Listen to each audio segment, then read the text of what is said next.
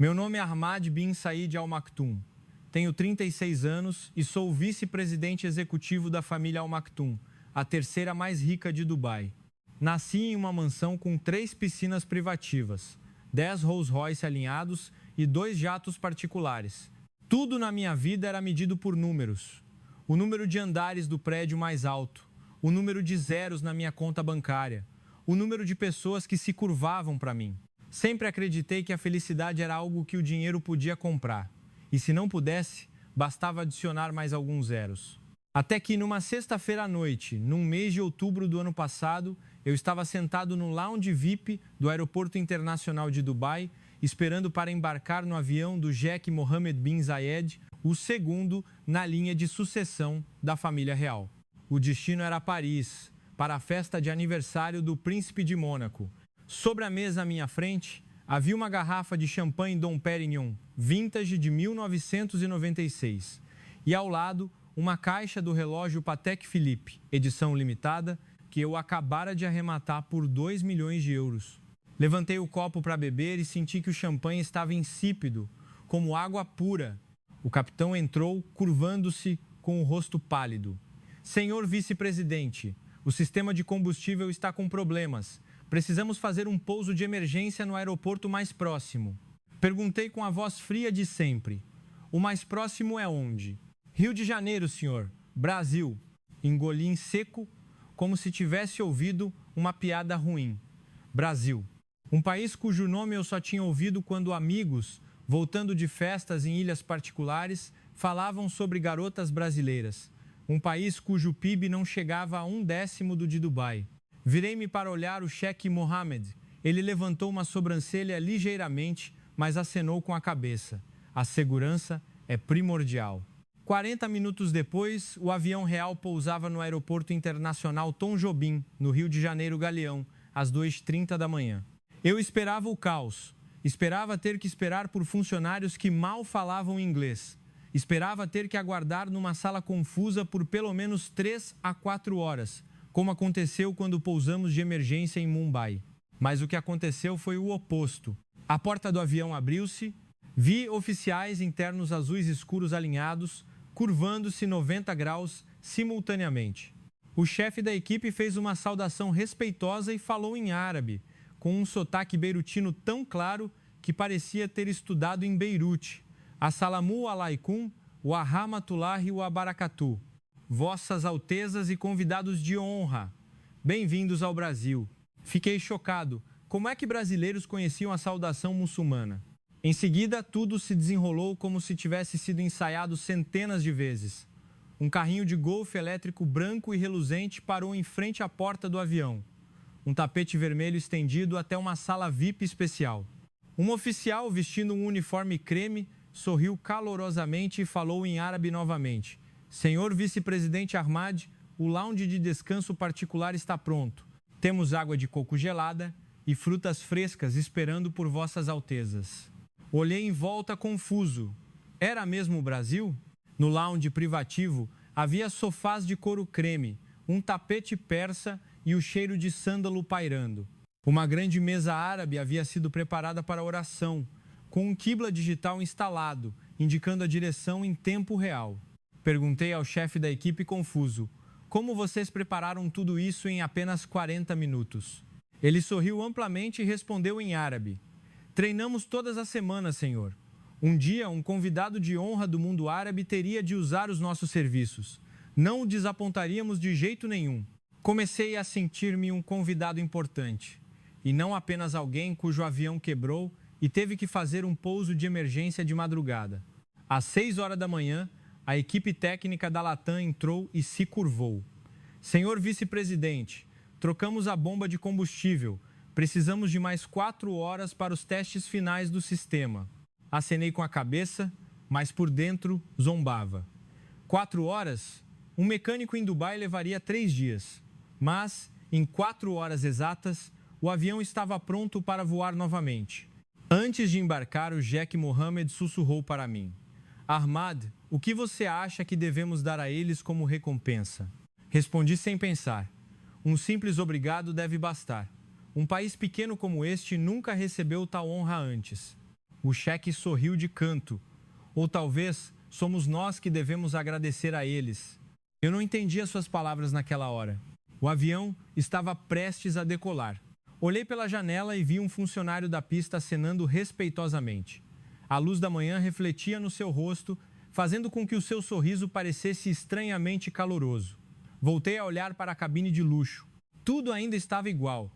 O champanhe, o cheiro de couro, o som do motor a jato. Mas por que me sentia tão vazio? Levantei o copo de Dom Pérignon novamente. Desta vez, ainda estava insípido. Mas na minha mente, ouvi um sussurro suave. Talvez a felicidade não esteja no dinheiro. Sacudi a cabeça, rindo de mim mesmo. Eu estava enlouquecendo. Quem era eu para pensar assim? O avião subiu. Fechei os olhos, sem saber que em poucas horas a minha vida mudaria para sempre. Porque o Sheikh Mohammed proferiu uma última frase antes da decolagem. Ahmad, voltaremos aqui. Desta vez, não porque o avião quebrou, mas porque queremos. Eu ri por dentro, mas no fundo comecei a suspeitar que o país que eu desprezava poderia ter algo a me ensinar. E eu estava prestes a aprender isso de forma dolorosa e maravilhosa. O avião real tinha acabado de decolar da pista do Galeão há menos de 10 minutos, quando recebi uma mensagem urgente de Dubai. Senhor vice-presidente, Sua Alteza, o Sheikh Zayed, teve um ataque cardíaco fulminante e está na UTI do Hospital Al Riyadh, em Dubai. Os médicos dizem que é necessária uma cirurgia urgente, mas a equipe de cardiologia de ponta do mundo está reunida no Rio de Janeiro. Fiquei paralisado por um momento. Rio de Janeiro de novo? Corri para informar ao Sheikh Mohammed. Ele ouviu por um instante e ordenou imediatamente. Diga ao capitão para dar meia volta. Não vamos arriscar. 40 minutos depois, o avião real pousava novamente no Galeão.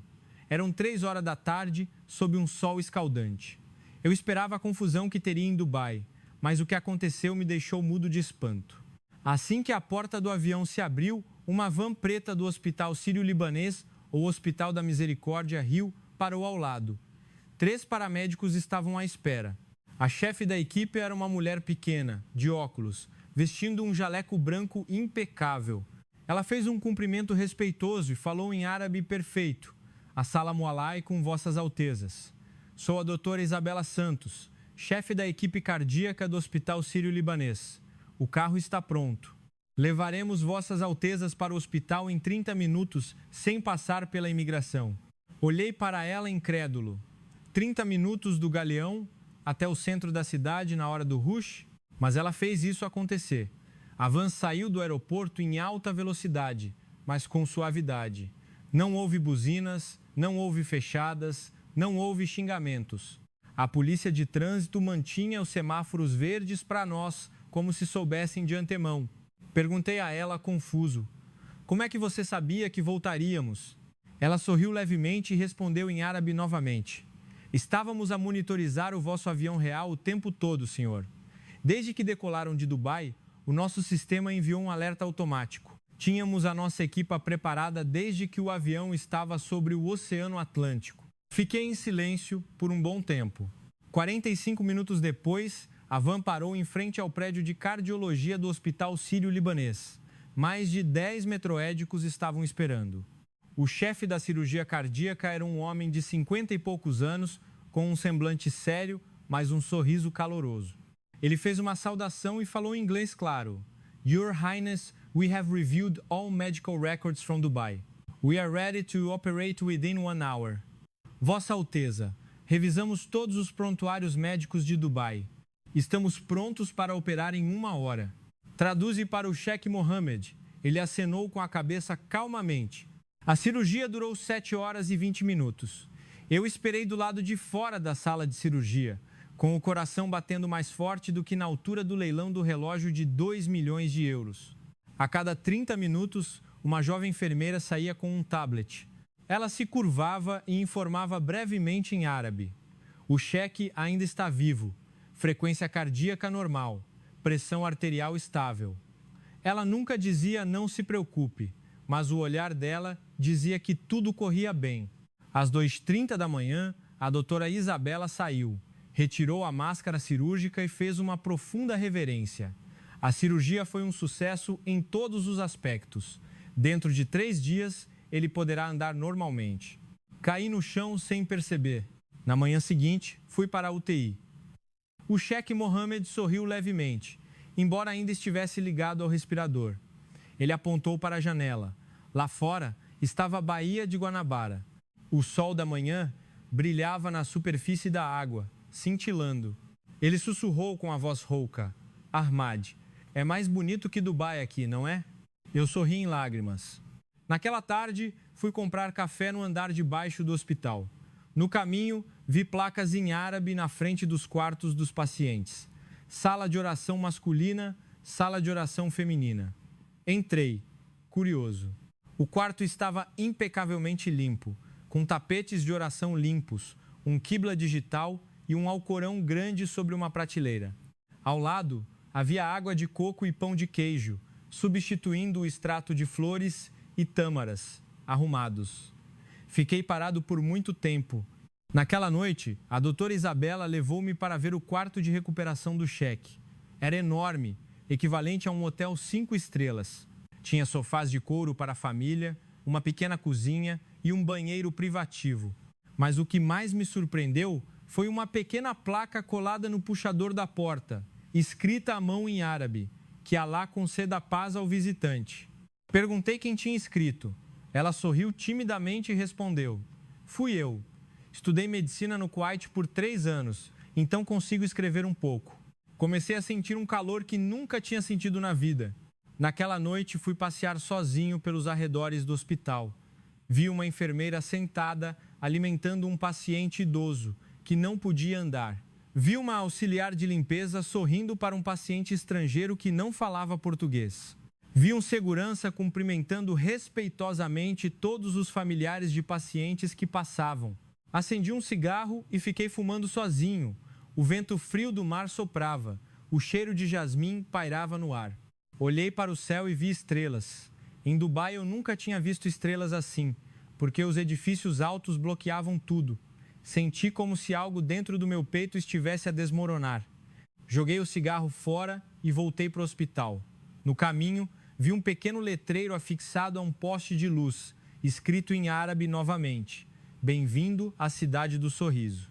Fiquei a ler a frase repetidamente, até que as lágrimas escorreram sem eu saber. Limpei as lágrimas e voltei para o quarto do Sheikh. O Sheikh Mohammed sorriu ao ver o meu rosto. O que foi, Ahmad? Levantei a mão e fiz uma reverência ou um cumprimento respeitoso, mantendo a formalidade de Dubai a ele pela primeira vez na minha vida. Respondi com a voz trêmula: sinto saudades de casa, Alteza. Ele riu suavemente. De qual casa? Fiquei em silêncio por um momento e respondi com sinceridade: da casa que acabei de encontrar esta manhã, Alteza. Ele acenou com a cabeça lentamente. Então vamos ficar mais um pouco. Curvou-me novamente, desta vez do fundo do meu coração, e soube que a minha jornada acabara de começar. Depois que o Sheikh Mohammed adormeceu profundamente na UTI, saí do prédio às 3 da manhã. O ar estava mais frio do que eu pensava. O vento do rio encheu os meus pulmões. O cheiro de terra, de grama e de fumaça de incenso de alguma igreja próxima se misturavam, era forte. Eu nunca senti esse cheiro em Dubai. Lá, só havia cheiro de óleo de motor, couro de carro novo e perfume caro. Caminhei até um pequeno jardim ao lado do hospital sem perceber. Havia um banco de madeira sob uma grande jequitibá, substituindo a figueira indiana. Uma luz de abajur de papel laranja brilhava. Caí sentado, as mãos tremendo sem motivo. E então, eu chorei. Não o soluço silencioso de um homem árabe que perde a face, mas o choro de uma criança perdida. Chorei até tremer, até que a minha camisa de 30.000 dirhams estivesse ensopada. Tinha medo. Medo de que se o Sheikh morresse, eu teria que assumir toda a responsabilidade. Medo de que se a história vazasse para a imprensa ocidental, a família Al Maktoum perderia a face. Medo de que toda a vida que eu construí com dinheiro e poder desmoronasse numa única noite. Chorei até ficar sem forças, e então ouvi passos suaves. Senhor vice-presidente, quer um pouco de água? Levantei a cabeça. Era a mesma jovem enfermeira que me relatava a situação do Sheikh a cada meia hora. Ela segurava uma garrafa de água gelada e um lenço pequeno e branco. Ela me entregou em silêncio. Sentou-se ao meu lado sem perguntar. A distância era adequada, não muito perto para ser inconveniente, mas não muito longe para parecer que tinha medo. O meu nome é Isabela, mas todos me chamam de Isa. Trabalho no turno da noite, ela disse suavemente, em inglês com algumas palavras em árabe. Vi o senhor chorando sozinho, então trouxe água. Tentei conter as lágrimas, mas não consegui. Eu nunca tive tanto medo na vida, eu disse sem querer. A palavra medo, em árabe, soava tão fraca que me assustei comigo mesmo. Isa sorriu levemente e falou devagar. Aqui, ninguém vai julgá-lo, senhor. Pessoas choram neste hospital todos os dias. Ricos choram, pobres choram. Mas depois de chorar, todos se tornam um pouco mais fortes. Ela pegou o telefone, abriu um aplicativo de tradução e digitou algo. A tela se iluminou com uma frase em árabe bem escrita. O choro não significa fraqueza, mas que o seu coração ainda está vivo. Eu li e chorei novamente, mas desta vez não era por medo, mas porque acabei de perceber que o meu coração estava morto há muito tempo. Isa levantou-se e curvou-se levemente. Vou voltar ao trabalho agora, senhor. Se quiser falar com alguém, a porta da sala de descanso das enfermeiras está aberta 24 horas. Ela se foi, deixando-me com o silêncio e o cheiro de jasmim. Limpei o rosto e voltei para o prédio. No caminho, vi outro aviso em árabe num poste perto do elevador, escrito com caligrafia de criança, que Alá proteja todos que vêm aqui. De Maria, 11 anos, quarto 7. Fiquei a ler até o elevador fechar 3 vezes. Na manhã seguinte, acordei com uma sensação estranha, como alguém que acaba de se recuperar de um pesadelo de 36 anos. Fui para o quarto do Sheikh Mohammed. Ele sorriu ao ver o meu rosto. Você parece mais fresco, Ahmad. Curvou-me e relatei diretamente. Gostaria de pedir permissão para ficar aqui por mais algum tempo, Alteza. Ele riu suavemente. Eu imaginei que pediria isso. Vá em frente, encontre a sua resposta. Saí do quarto com o coração centenas de vezes mais leve. Naquela tarde, saí do hospital sozinho, sem avisar ninguém. Peguei um táxi amarelo antigo. O motorista era um senhor idoso com bigode branco, sorrindo abertamente e mostrando um dente de ouro. Para onde, senhor? Quer ir para a Lapa? Respondi sem pensar. Qualquer lugar que não seja um hotel 5 estrelas. Ele riu e acelerou. O carro avançou por ruas com trânsito intenso, mas ninguém buzinava. Passamos por restaurantes de rua com fumaça e cheiro de pimenta e dendê. Passamos por estudantes esperando o ônibus, com música samba alta. Passamos por pontos de ônibus com cartazes desbotados que diziam serviço honesto e cordial. Olhei em volta e senti como se o mundo inteiro estivesse a respirar. O carro parou em frente a uma pequena feira livre, feira de rua, no bairro de Santa Teresa. O motorista virou-se e disse, desça aqui, senhor. A comida é deliciosa, não é popular entre os gringos, mas agrada os locais. Desci do carro e entrei no mercado sem saber para onde ir. O cheiro de pastel, açaí, caldo de cana e churrasco de gato, comida de rua, substituto de comidas típicas, atacou o meu nariz de uma vez. Fiquei no meio do mercado até que uma senhora de 60 e poucos anos tocou o meu braço. Ahmad, é você, meu filho. Você parece árabe. Venha comer o meu pão de queijo. Está quentinho. Fiquei chocado. Como a senhora sabe o meu nome? Ela sorriu amplamente. A notícia passou na TV ontem à noite, filho. A foto sua com o Jack no hospital. O país inteiro ficou preocupado. Que bom que estão seguros. Fiquei imóvel. A senhora pegou um grande prato de pão de queijo e me entregou de graça. Coma, meu filho, é por minha conta. Peguei com as 2 mãos. Dei a primeira mordida e chorei de novo. Estava perfeitamente doce, crocante por fora e macio por dentro. O cheiro de queijo era delicioso. Estava mais saboroso do que qualquer foie gras que eu já tinha comido na minha vida. Comi o prato inteiro. A senhora deu-me um segundo prato. Comi tudo. E ela ofereceu um terceiro. Eu ri em lágrimas. Ri pela primeira vez em anos, sem ser por educação. Perguntei à senhora, por que é tão gentil comigo? Ela respondeu simplesmente, nós, brasileiros, acreditamos que se damos felicidade aos outros, recebemos felicidade em troca. Não precisa esperar pela próxima vida. Pode ter nesta. Fiquei ali por um longo tempo e curvei-me profundamente à senhora.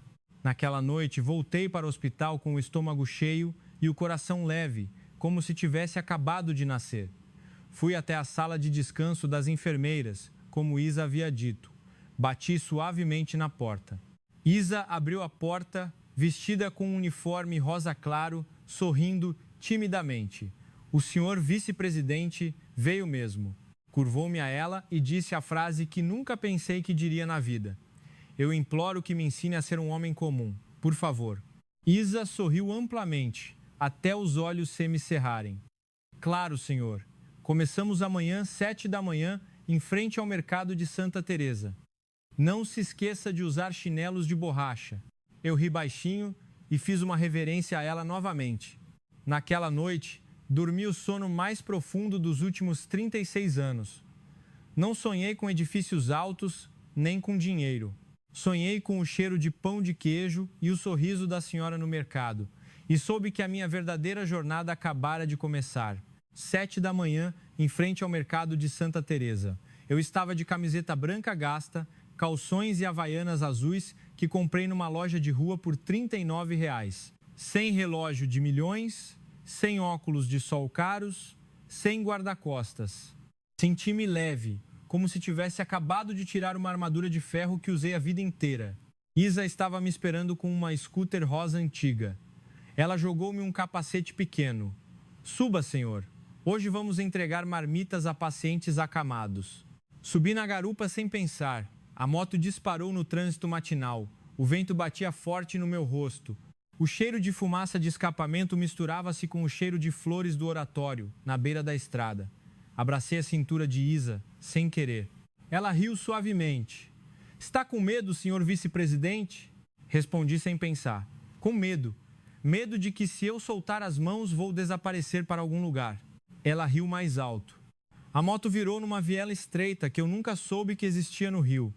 A primeira casa era um barraco antigo, telhado de zinco enferrujado. Uma dona Joana estava sentada na frente numa cadeira de rodas velha, com uma perna amputada acima do joelho. Isa parou a moto e curvou-se profundamente. Bom dia, dona Joana. Trouxe a marmita de hoje. Tem carne de sol.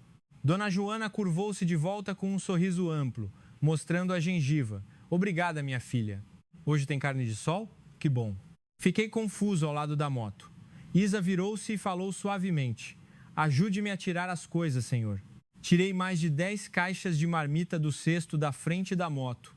As minhas mãos tremeram levemente, não por causa do peso, mas porque nunca tinha carregado nada pesado sozinho. Dona Joana olhou para mim e perguntou a Isa. Quem é ele, filha? Parece o Ahmad da TV. Isa respondeu por mim. É o vice-presidente Ahmad, sim. Ele veio ajudar-me a entregar as marmitas hoje. Dona Joana arregalou os olhos e curvou-se profundamente para mim, quase caindo. Corri e segurei o braço dela. Não faça isso, dona Joana. Sou eu que tenho que me curvar. Ela sorriu amplamente, com os olhos marejados. Como é que o senhor veio parar na casa da minha velha? Eu vi na TV e fiquei muito preocupada. Fiz uma reverência sincera à dona Joana. A primeira vez na minha vida que me curvei a uma idosa que não era da minha família. Depois, mais 5 casas. Pessoas com deficiência, pacientes com cancro terminal, crianças órfãs cujos pais estavam na prisão. Em todas as casas, Isa curvava-se primeiro. Em todas as casas, as pessoas sorriam para mim como se eu fosse um herói que veio salvar o mundo. Ninguém perguntava o quão rico eu era, quantos edifícios eu tinha ou quantos carros eu possuía. A última casa era um barraco ao lado de um manguezal. Um garotinho estava sentado sozinho. O braço esquerdo estava ausente. Isa ajoelhou-se e abraçou a criança. Oi, Joãozinho. Está bem? Cheguei um pouco tarde. O garoto sorriu amplamente e olhou para mim. O tio Ahmad veio? Vi na TV. Ajoelhei-me ao lado de Isa sem perceber. Olá, Joãozinho. O garoto estendeu o único braço e me abraçou forte. Obrigado por me visitar. Abracei a criança de volta. Lágrimas quentes escorreram novamente, sem eu perceber. No caminho de volta, Isa conduziu devagar. Ela falou suavemente, no meio do barulho do ônibus e das motos. O senhor sabe por que eu faço isso todos os dias? Respondi com a voz trêmula. Não, porque eu já fui o Joãozinho, disse ela. Quando eu tinha 7 anos, a minha mãe morreu de cancro e o meu pai alcoólico me abandonou. Um dia, eu estava com tanta fome que quase morri. Uma enfermeira me deu um miojo, macarrão instantâneo. Ela me disse para nunca mais ter medo. Desde então, prometi a mim mesma que quando crescesse, seria como aquela enfermeira. Fiquei em silêncio durante todo o caminho. Naquela tarde, Isa levou-me ao Cristo Redentor, não para rezar, mas para comer um prato feito PF de R$ 70 perto da entrada. Comi tudo, sem deixar um grão de arroz. Isa perguntou suavemente: "Tá gostoso?" Respondi sem levantar a cabeça: "Mais gostoso do que qualquer truffaut em Paris." Isa sorriu, os olhos semicerrados. Naquela noite, Isa levou-me para andar no ônibus. Estava lotado, mal conseguia respirar, mas ninguém reclamava. Um senhor levantou-se para me dar o lugar. Recusei, mas ele insistiu: "Sente-se, filho, parece cansado hoje." Caí sentado. Chorei de novo. Naquela noite, voltei para o Sheikh Mohammed. Ele já conseguia andar normalmente. Ajoelhei-me na sua frente. "Peço permissão para não voltar a Dubai tão cedo, Alteza." Ele riu. "O que vai fazer?" Respondi sem hesitar: "Viver como um homem comum, Alteza." Ele riu alto. "Então, eu também quero ficar e ser um homem comum." Rimos juntos pela primeira vez em anos. Antes de dormir, enviei uma mensagem a Isa: "Amanhã, 7 da manhã de novo?" Ela respondeu com um emoji de riso: "Sim, mas amanhã vamos lavar louça na casa de apoio Criança Feliz. Prepare-se para se molhar." Sorri para a tela do telefone até as minhas bochechas doerem e dormi sem tomar remédio para dormir pela primeira vez em 10 anos. Comecei a esquecer que eu era vice-presidente da família Al Maktoum, que eu tinha bilhões, que eu achava que a felicidade tinha que ser comprada. Agora, eu só tinha os meus Havaianas de R$ 39 e um coração que transbordava. E isso era suficiente. 7 da manhã, na frente do mercado de Santa Teresa. Eu estava de camiseta cinza, calções e Havaianas como sempre. Mas desta vez, segurava um saco de doces e frutas que comprei sozinho na feira na noite anterior. Isa me levou à casa de apoio Criança Feliz, na Baixada Fluminense. Uma casa pequena, com telhado de telhas velhas. Cerca de 80 crianças, de 4 a 15 anos. As crianças correram quando viram Isa. "Tia Isa!" Os gritos agudos ecoaram. Eles pararam quando me viram ao lado dela. Um menino de uns 12 anos se aproximou e perguntou diretamente: "Quem é ele?" Isa respondeu sorrindo: "É o tio Ahmad. Veio ajudar a tia Isa hoje." O menino olhou-me da cabeça aos pés e disse em voz alta: "Ele parece um cheque árabe, rico de novela, mas por que se veste como um pobre?" Todas as crianças riram alto. Fiquei paralisado, chocado, sem saber o que dizer. Ninguém nunca me tinha falado assim na vida. Mesmo os meus inimigos de negócios se curvavam antes de me insultar. Isa sorriu timidamente e levou as crianças para a sala de aula. Fiquei ali, atordoado, até a diretora, uma jovem de 20 e poucos anos, se aproximar. "Me desculpe pelas crianças, tio Ahmad. Elas são muito sinceras." Eu ri sem querer. Ri até as lágrimas escorrerem, porque era o insulto mais sincero que eu já tinha ouvido. Depois, as crianças arrastaram-me para ajudar a lavar a louça depois do café da manhã. Pilhas de pratos mais altas do que a minha cabeça, com restos de comida grudados. Mergulhei as mãos na água com sabão até os meus dedos enrugarem. Uma menininha chamada Maria, de 7 anos, estava ao meu lado segurando um pano de prato.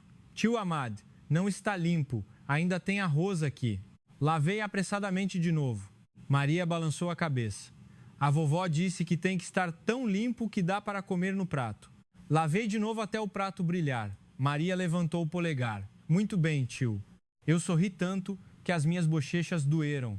Naquela tarde, as crianças pediram-me para ajudar a ensinar inglês. Entrei numa sala de aula de madeira velha com um quadro negro verde cheio de arranhões. 30 crianças sentadas em esteiras. Escrevi a palavra hello no quadro e perguntei quem sabia ler. Todas as crianças levantaram as mãos e gritaram hello. Eu ri. "Muito bem. E thank you?" As crianças gritaram obrigado. Fiquei imóvel. Crianças órfãs, sem pais diziam a palavra obrigado mais alto e claro do que eu, que a dizia há 36 anos. Naquela noite, um menino chamado Pedro, de 14 anos, que era o mais quieto, veio falar comigo. Tio Amad, posso perguntar uma coisa? Eu acenei com a cabeça. Claro, pergunte. O senhor teve pais? Fiquei chocado. Uma pergunta que ninguém nunca me tinha feito diretamente. Respondi suavemente. Sim, mas esqueci como os meus pais me amavam. Pedro olhou para mim sem piscar. Eu não tenho pais, mas a tia Isa e todos os professores me amam muito. Quer saber como é esse amor? Acenei com a cabeça sem perceber. Pedro foi buscar uma caixa de papelão pequena. Abriu-a. Dentro estava cheia de bilhetes amarelos. Ele pegou um e leu. Para o Pedro, você sorriu hoje. Fiquei feliz. Da tia Isa. Outro bilhete. Pedro, muito bem por ajudar a lavar a louça. A professora te ama. Da professora Carla. Outro.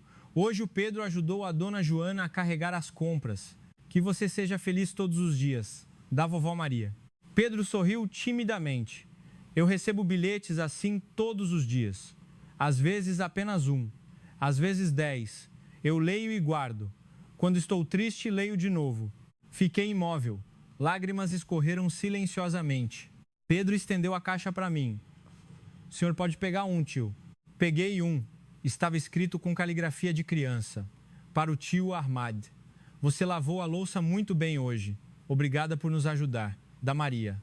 Abracei a caixa com força até tremer. Naquela noite, voltei para o Sheikh Mohammed. Ele estava caminhando no jardim do hospital. Ajoelhei-me na sua frente. Peço permissão para doar 100 milhões de dirhams para a Casa de Apoio Criança Feliz Alteza. Ele riu. Você vai doar o dinheiro que usou para comprar um relógio de 2 milhões de euros para órfãos? Respondi sem hesitar. Sim, Alteza, porque aquelas crianças me ensinaram que o dinheiro pode comprar um relógio, mas não pode comprar o sorriso de um órfão. Ele acenou com a cabeça lentamente. Então, eu também quero doar mais 100 milhões. Curvei-me a ele até a minha testa tocar o chão. Antes de dormir, enviei uma mensagem a Isa. Para onde vamos amanhã? Ela respondeu com um emoji sorridente. Ajudar o fazendeiro a plantar café em Minas Gerais. Prepare-se para a lama. Sorri para a tela até as minhas bochechas doerem. E dormi sem contar o dinheiro na minha conta pela primeira vez na vida. Comecei a entender que a verdadeira riqueza não é ter dinheiro suficiente para comprar tudo, mas ter um coração que aceita ser insultado e ainda consegue sorrir. E amanhã, eu aceitaria quanta lama fosse preciso para que o meu coração ficasse um pouco mais limpo. 4h30 da manhã, uma van branca antiga me pegou na frente do sírio-libanês. Isa estava à espera, vestida com roupas de algodão índigo, calções e um chapéu de palha de fazendeiro. Ela me entregou um conjunto de roupas. Troque-se no carro, senhor. Hoje será um fazendeiro de corpo inteiro. Troquei de roupa na van, sem me importar se o motorista olhava. As roupas de algodão eram centenas de vezes mais ásperas do que os meus ternos italianos, mas eu me sentia mais confortável do que nunca. A van saiu do rio antes do amanhecer. Isa sentou-se ao meu lado e adormeceu encostada no meu ombro sem querer. Olhei para esta jovem que conhecia há menos de uma semana, mas que sentia como se a conhecesse a vida inteira. A fazenda de café no interior de Minas Gerais, região da Zona da Mata, cerca de 50 fazendeiros estavam à espera. Todos cumprimentaram Isa em voz alta. Bom dia, tia Isa. Isa cumprimentou todos de volta e virou-se para mim. Hoje, vamos ajudar o seu João a plantar café. A plantação dele sofreu com a seca severa no ano passado. Tivemos que começar tudo de novo. Seu João era um homem de 60 e poucos anos, pele escura, com as costas um pouco curvadas. Ele se curvou profundamente para mim. Obrigado por vir ajudar, senhor vice-presidente. Apurei-me a cumprimentá-lo de volta, quase caindo. Sou eu quem devo agradecer, seu João. Em seguida, tirei os meus havaianas e fui levado para a plantação vazia. A lama estava fria e subia entre os meus dedos. Isa segurava mudas de café e me ensinava. É fácil. Coloque o dedo na lama e coloque a muda. A distância é o tamanho de um punho. Fiz como ela mandou, mas a primeira muda caiu. Todos riram. Seu João veio, segurou a minha mão e me ensinou novamente. Faça devagar, filho. A lama não vai fugir. Repeti 10 vezes, até que a 11ª muda ficasse reta. Seu João deu um tapinha leve no meu ombro. Bom trabalho, filho. O sol começou a ficar quente. Fiquei de costas dobradas plantando o café até suar. As roupas de algodão estavam encharcadas e grudadas na minha pele. Eu nunca estive tão cansado na vida, mas me sentia estranhamente revigorado. Ao meio-dia, os fazendeiros sentaram-se em círculo sob uma grande mangueira. Havia apenas uma esteira no chão. Feijão tropeiro, carne de sol e mandioca estavam dispostos. Ninguém tinha prato individual. Todos comiam juntos na mesma folha de bananeira. Fui puxado para sentar ao lado do seu João. Ele colocou uma grande porção de feijão tropeiro na minha boca. Coma, filho. É um pouco apimentado, mas é bom. Comi e chorei por causa da pimenta. Todos riram alto. Isa sentou-se ao meu lado e me deu doce de leite, substituindo o Nam Prik Ong. Coma junto, passa o picante. Comi tudo, sem deixar nenhum grão. Depois do almoço, seu João acendeu um cigarro de palha e me contou. No ano passado, a seca foi até o peito, perdemos tudo. Pensei em me matar, mas as crianças e a tia Isa vieram ajudar a regar, a plantar de novo. É por isso que ainda estou vivo hoje. Ouvi e chorei de novo. Mas desta vez, não era por causa da pimenta. 3 da tarde. O sol estava tão forte que a minha pele ardia. Fiquei plantando café até as minhas costas quase quebrarem. Isa veio com água gelada. Quer descansar? Balancei a cabeça. Não, acabei de descobrir o quanto é bom estar cansado assim. Isa sorriu, os olhos semicerrados, e pegou o telefone para tirar uma foto minha. Eu estava sorrindo, coberto de lama. Aquela foto, mais tarde, se tornou a minha primeira foto de perfil no Facebook sem um relógio de luxo. Ao cair da noite, os fazendeiros cantavam música sertaneja para ninar o café. Vozes doces, roucas, de crianças, de idosos, misturavam-se numa única melodia. Eu fiquei ali a ouvir até o meu corpo tremer. Uma música que eu não entendia uma única palavra, mas que fazia o meu coração bater mais forte na vida. Antes de voltarmos, seu João deu-me algo. Era uma pulseira trançada de raiz de capim. É para amarrar no pulso, filho. É o amuleto do fazendeiro para a segurança e a fartura. Peguei o amuleto com as 2 mãos e amarrei-o no meu pulso imediatamente. A van voltou para o rio à noite. Dormi encostado no ombro de Isa durante todo o caminho.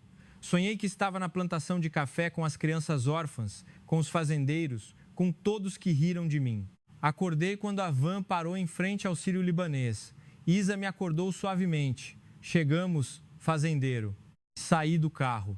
Os meus tornozelos estavam inchados. Eu mancava, mas estava sorrindo de orelha a orelha. Subi para encontrar o Sheikh Mohammed. Ele olhou para o meu pulso e riu. Um amuleto de fazendeiro? Curvou-me a ele. O amuleto mais caro da minha vida, Alteza. Ele acenou com a cabeça. Amanhã eu vou junto. Eu arregalei os olhos. Para onde, Alteza? Ele sussurrou. Vou ser fazendeiro com você. Curvei-me novamente até a minha testa tocar o chão. Naquela noite tomei banho por 1 hora. Lavei a lama do meu corpo, mas não do meu coração. Antes de dormir, tirei uma foto da pulseira vermelha e enviei para a Isa. Amanhã, 7 da manhã. De novo, mas desta vez com o rei. Ela respondeu com um emoji de riso alto. Certo, grande fazendeiro, prepare mais um conjunto de roupas de algodão. Sorri até adormecer. E soube que o dia em que estive nu diante da verdade foi o dia em que vesti as minhas roupas reais pela primeira vez na vida. Manhã do dia 7, 7h30. A mesma van branca me pegou na frente do sírio-libanês novamente. Desta vez, com um passageiro especial, Sua Alteza, o Sheikh Mohammed. Ele vestia roupas de algodão índigo, calções, chapéu de palha e havaianas iguais aos meus. Ele riu durante todo o caminho. Nunca pensei que seria um fazendeiro aos 65 anos. Isa fez uma profunda reverência a ele, quase se ajoelhando. Ele levantou a mão para impedi-la. Hoje somos fazendeiros juntos. Não precisamos nos curvar um ao outro. A plantação de café estava especialmente agitada hoje. Quase 200 fazendeiros vieram porque ouviram que um convidado especial viria ajudar a plantar café. Mas ninguém sabia quem era. Até a van parar, seu João arregalou os olhos. Sua Alteza! Ele se ajoelhou imediatamente. Todos os fazendeiros se ajoelharam. O Sheik Mohammed levantou a mão para impedi-los e abaixou-se para levantar seu João. Hoje sou apenas seu Mou de Dubai. Não sou um cheque. Vim ajudar a plantar café como todos. Todos os fazendeiros se levantaram, confusos, e depois sorriram lentamente. As crianças correram para cercá-lo. Seu Mo é muito alto. Seu Mo veio ajudar a plantar café? O cheque riu alto, tremendo. Aquele dia, a plantação de café transformou-se num festival. O rei e eu ficamos lado a lado, curvados, plantando café na mesma fileira. Ele caiu 3 vezes. Eu caí 5 vezes. Os fazendeiros riram até chorar. Ninguém tirou fotos, ninguém publicou nas redes sociais, porque todos sabiam, sem que lhes fosse dito, que aquele dia era apenas dos fazendeiros. Ao meio-dia, sentamo-nos para comer feijão tropeiro debaixo da mangueira, como sempre. O cheque deu uma grande colherada na boca e chorou por causa da pimenta. Este sabor não existe em nenhum palácio do mundo. Seu João curvou-se a ele. Se Sua Alteza gostar, enviarei feijão tropeiro para o palácio todos os meses. O cheque riu. Vou esperar. 3 da tarde. Estávamos a caminhar de volta para a van. A minha pequena mochila, onde guardava o telefone e a carteira, tinha desaparecido. Fiquei pálido. Lá dentro, tinha o meu cartão de crédito preto, dinheiro e o meu passaporte real. Isa perguntou suavemente: tem certeza que perdeu? Acenei com a cabeça. De repente, ouvimos um grito de uma criança vindo de longe. Tia Isa, alguém pegou a bolsa do tio Ahmad. Todos viraram. Um garotinho corria com a bolsa na mão. Atrás dele, vinha um jovem de 30 e poucos anos, com o rosto envergonhado, tremendo. Ele se ajoelhou imediatamente na minha frente. Me desculpe, senhor. Vi a bolsa no chão e pensei que não tinha ninguém por perto. Eu sou muito pobre. Fiquei imóvel. O cheque olhou para o homem sem piscar e perguntou suavemente em árabe: você precisa de dinheiro? O homem chorou alto. Sim, senhor. O meu filho está doente e precisa de uma cirurgia urgente, mas eu não tenho dinheiro. O cheque pegou a sua carteira, abriu-a. Havia apenas algumas poucas notas de reais que ele tinha trocado. Ele deu tudo. Pegue, é seu. O homem chorou ainda mais forte. Eu roubei o senhor e o senhor ainda me dá dinheiro? O cheque disse suavemente: porque hoje somos fazendeiros juntos, e fazendeiros não abandonam fazendeiros. Eu estava em lágrimas. Abri a minha carteira, peguei o meu cartão de crédito preto e entreguei ao homem. Use para pagar a cirurgia do seu filho. Não se preocupe, eu ligo para o banco. O homem se ajoelhou e curvou-se ao cheque, e a mim até a testa tocar a terra. Nunca esquecerei esta bondade na minha vida. Todos os fazendeiros aplaudiram alto. Ninguém estava com raiva, ninguém insultou. Havia apenas sorrisos e lágrimas. Antes de ir, o homem veio até mim e me deu algo. Era uma moeda antiga de R$1. Eu devolvo a sua carteira e dou-lhe esta moeda. Que se lembre que hoje eu fui um ladrão, mas o senhor me fez voltar a ser um homem. Peguei a moeda com as 2 mãos e a segurei com força. A van voltou para o rio à noite. O cheque e eu não dissemos nada durante todo o caminho. Apenas sorrimos um para o outro de vez em quando. Naquela noite, o cheque me disse suavemente antes de dormir: Ahmad, você já pensou que dar dinheiro a um ladrão faz você se sentir mais feliz do que comprar um jato particular? Respondi com a voz trêmula: eu só soube disso hoje, Alteza. Ele riu. Então amanhã voltamos a ser fazendeiros por mais um dia? Eu levantei a mão e fiz uma reverência. Por favor, Alteza, siga o seu coração. Rimos juntos novamente. Antes de dormir, tirei uma foto da moeda antiga que o ladrão me deu e enviei para Isa. Amanhã ainda vamos ser fazendeiros? Ela respondeu imediatamente: claro, mas desta vez prepare-se para ser roubado de novo. Sorri até adormecer. Aquela moeda antiga agora fica ao lado do meu travesseiro todas as noites, substituindo as estátuas de ouro que eu tinha. E eu soube que o dia em que fui roubado foi o dia em que recebi o presente mais caro da minha vida. Dia 11 de ser fazendeiro, Acordei com o meu telefone a tocar loucamente desde as 4 da manhã. Era o secretário particular de Dubai. A voz dele estava tão trêmula que mal consegui entender. Senhor vice-presidente, Sua Alteza, o Sheikh Zayed, faleceu. A imprensa árabe mundial está à procura de Sua Alteza e do senhor. Dizem que os dois desapareceram do hospital. Há rumores de sequestro. Algumas estações dizem que morreram. O mercado de ações de Dubai caiu drasticamente. A família Al Maktoum está a desmoronar. Fiquei petrificado em frente ao quarto do Sheikh Mohammed. Ele saiu, vestindo as mesmas roupas de algodão sujas de lama. Ele olhou para mim e disse suavemente: chegou a hora, não é, Ahmad? Ajoelhei-me na sua frente, lágrimas escorreram. Eu errei, Alteza. Fugiu do meu dever, desapareceu sem avisar ninguém. Fiz o senhor arriscar a sua honra, fiz a família desmoronar. Por favor, puna-me, Alteza. Ele me levantou e falou com uma voz suave: você não fugiu do seu dever. Você estava a cumprir o maior dever da sua vida, o dever de ser humano. Ele pegou o seu telefone, que estava desligado há 10 dias, ligou-o. Havia dezenas de milhares de mensagens e chamadas perdidas. Ele fez uma única videochamada para o rei da Arábia Saudita. Ele disse apenas 3 frases: estou bem, estou no Brasil e peço para adiar a Cimeira Árabe por um metro-ex. Estou a aprender algo mais importante do que política. O rei saudita ficou em silêncio por 3 segundos e disse: se Sua Alteza diz que é importante, eu espero. A chamada terminou. Ele virou-se para mim.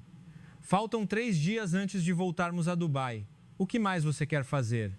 Respondi sem pensar. Gostaria de levá-lo ao mercado em Paraty uma vez. E depois quero ir ao Cristo Redentor para rezar. Ele riu. Concordo. Na manhã seguinte, nós dois pegamos um barco no canal de Paraty. Sem guarda-costas, sem carros de escolta. Apenas eu, o barqueiro Zé e o Sheikh Mohammed vestindo um grande chapéu de palha. O mercado estava cheio de conversas, risos, cheiro de moqueca e peixe frito. O Sheikh comprou um saco de moqueca de camarão e comeu-o na beira do barco, saboreando. Uma senhora num barco de remos passou e perguntou: seu Mo, de onde é o senhor? Ele respondeu em português, com um sotaque estranho que acabara de aprender: sou de Dubai, tia. A moqueca daqui é boa? A senhora riu.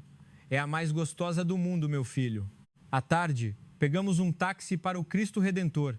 O Sheikh tirou os havaianas e caminhou descalço no chão quente até a estátua.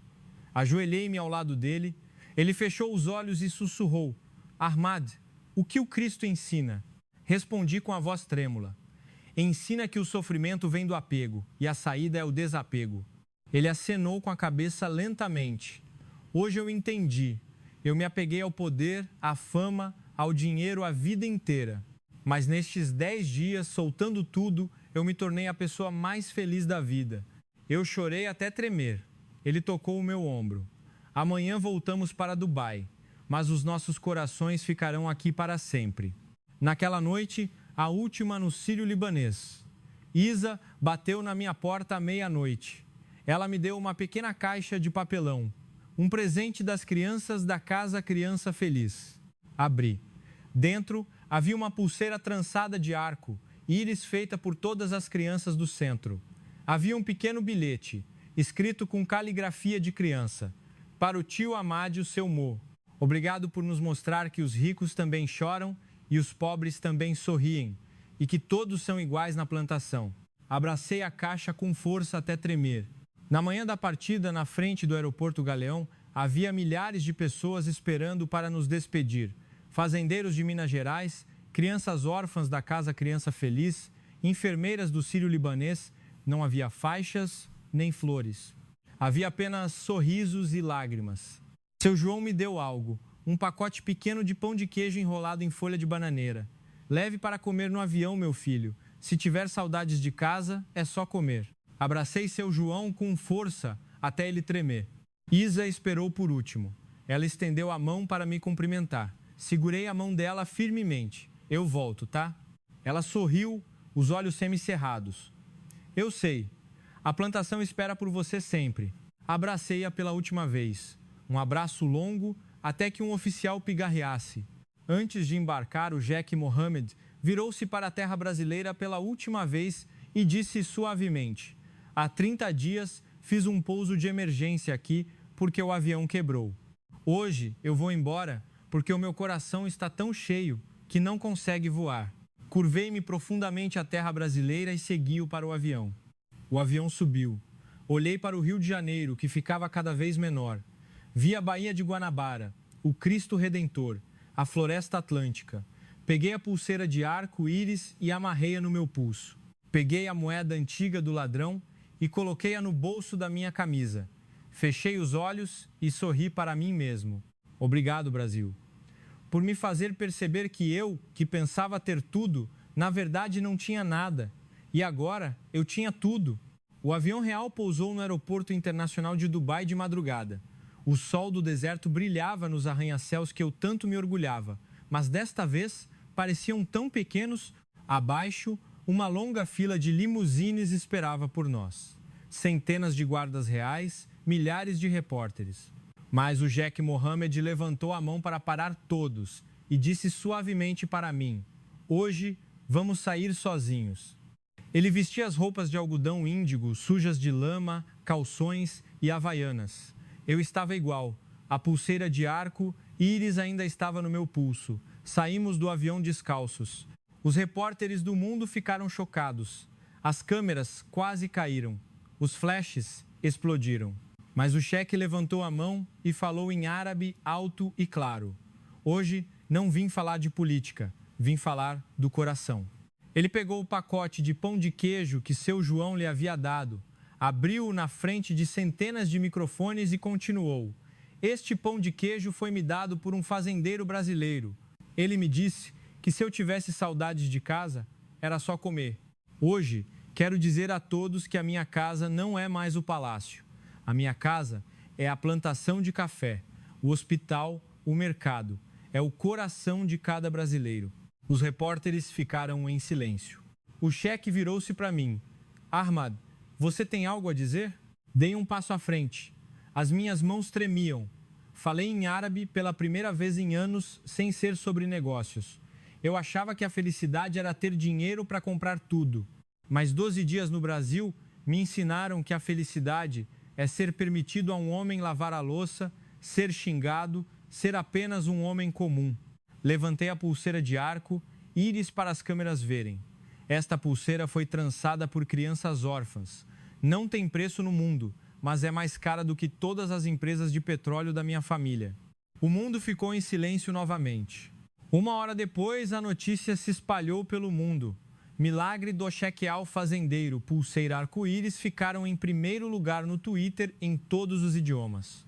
O mercado de ações de Dubai, que tinha caído, disparou, porque os investidores viram que um líder que aceita tirar os sapatos para andar descalço na lama é o líder mais forte.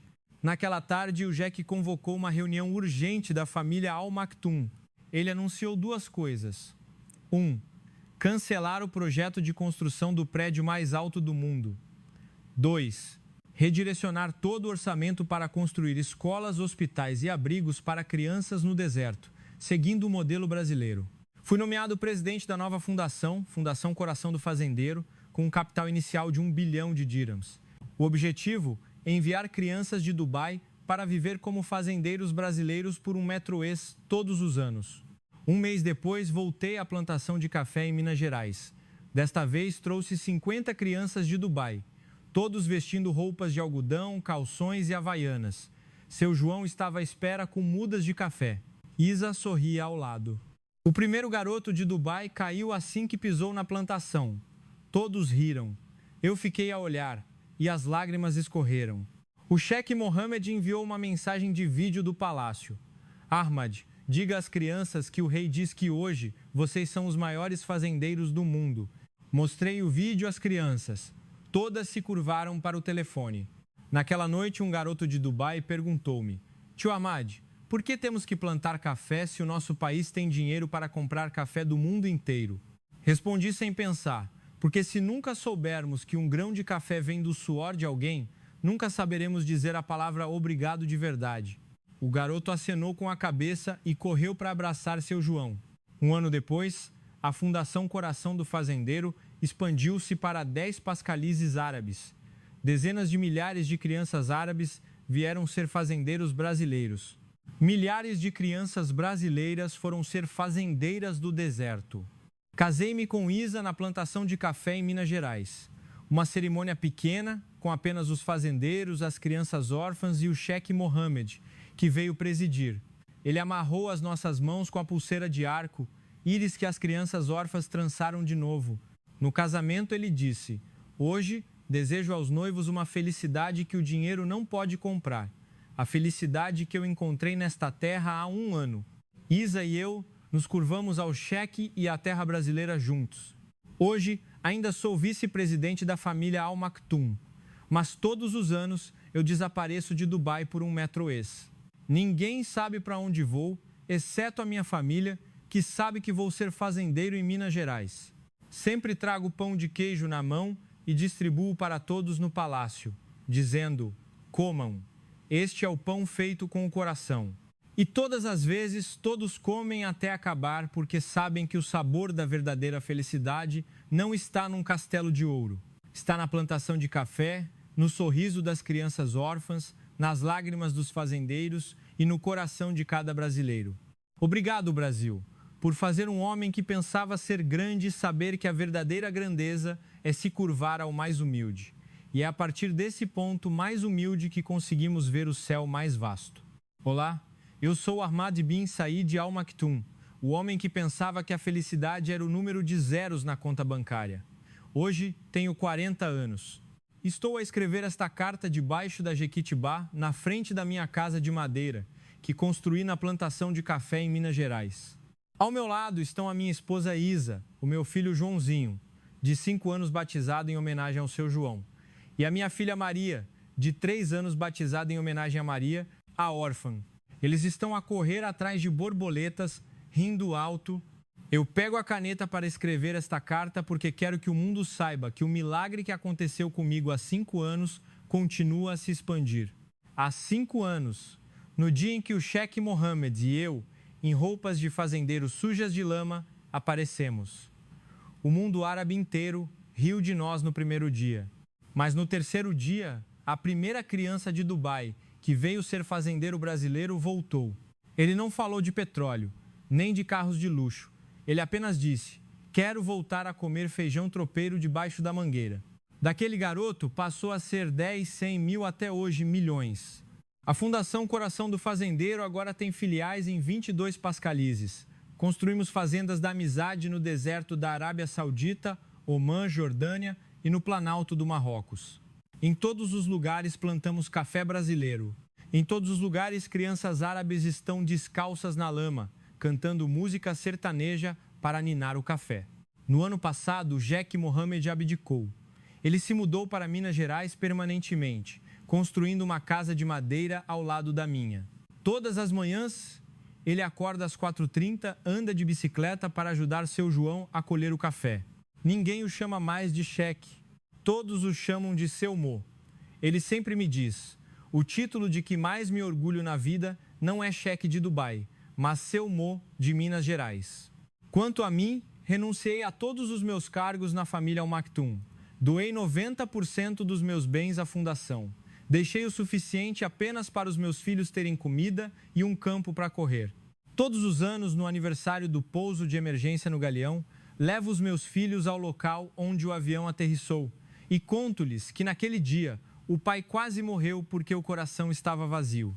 Mas, por sorte, o avião quebrou e ele pôde aterrar na terra que encheu seu coração e nunca mais o deixou voar para longe. O meu filho sempre pergunta: pai, você queria ser rico de novo?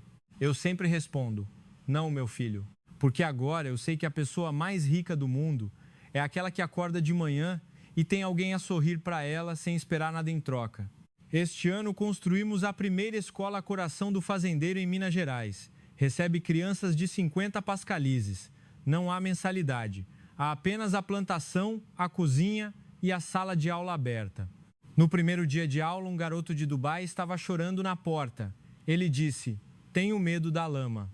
Abracei-o e levei-o para andar descalço na plantação. Naquele dia, ele caiu 10 vezes, mas sorriu pela primeira vez na vida. Fiquei a olhar para aquela criança e lembrei-me de mim, há 5 anos. O homem que tinha medo da pobreza, mas que no final tinha medo da riqueza que esvaziou meu coração. Curvou-me a terra brasileira novamente. Curvou-me sinceramente. E soube que o verdadeiro milagre do Brasil não é o aeroporto que nos recebeu perfeitamente. Não é o hospital que salvou a nossa vida. Não são os fazendeiros que nos deram café. Mas é o coração de cada brasileiro que fez um homem perdido encontrar o seu verdadeiro lar. Se você terminar de ler esta carta e sentir o seu coração um pouco mais quente, este é o milagre que o Brasil deu ao mundo. Termino a minha carta com a frase que a minha filha disse ontem quando ela correu para mim com os pés cheios de lama: Papai, hoje eu plantei 20 mudas de café. Quando crescer, vou plantar para o mundo inteiro ter comida. Abracei a minha filha com força e sussurrei: Minha filha, se o avião do pai não tivesse quebrado naquele dia, eu não teria você hoje e o mundo não teria você. Obrigado, Brasil. Do homem que achava que tinha tudo, mas na verdade não tinha nada, até que esta terra lhe deu tudo. Com o maior respeito e amor de um fazendeiro que se chamava Ahmad, mas agora todos o chamam de tio Ahmad da fazenda. Fim do arquivo texto, simples,